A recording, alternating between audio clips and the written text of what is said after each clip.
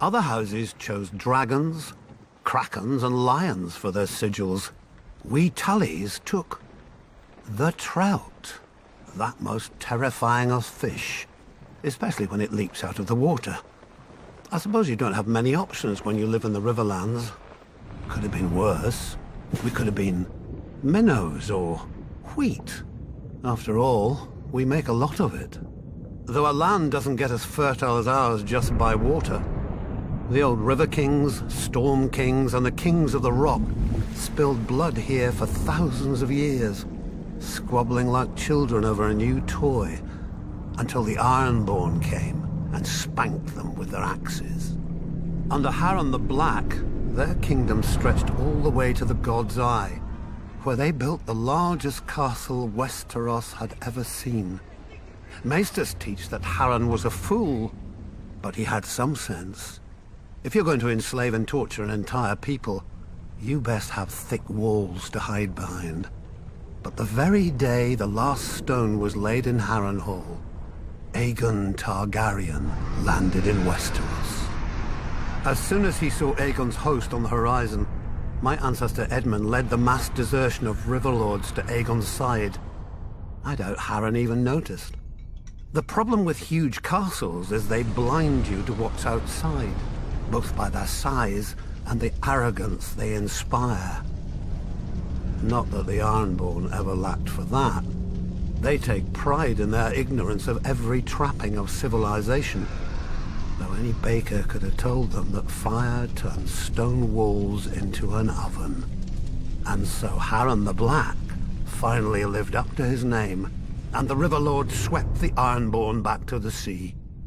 In return for Edmund's service, House Tully was made Aegon's new Lord Paramount of the Trident, and all the other lords had to swear us fealty.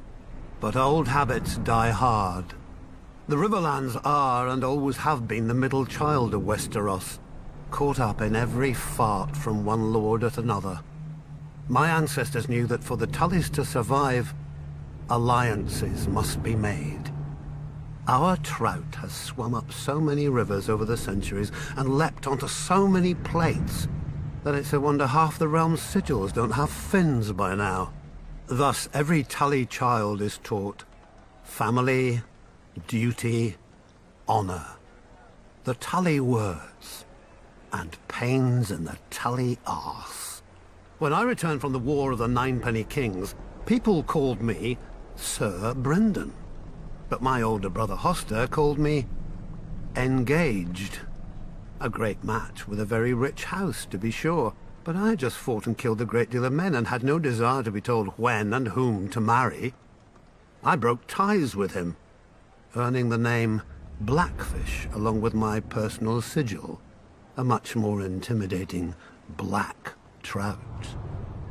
I was too stubborn at the time to realize that while other houses fight with swords, House Tully fights with marriages.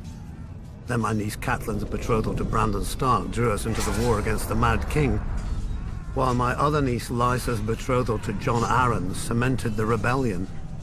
If I'd have obeyed my older brother earlier, we'd have had the largest navy in Westeros with us then as well, and our victory would have been swift.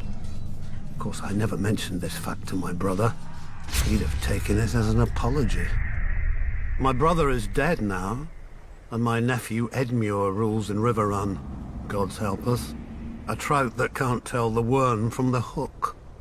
But he is a Tully, and he is unmarried, and there is a war. We all know how this story ends.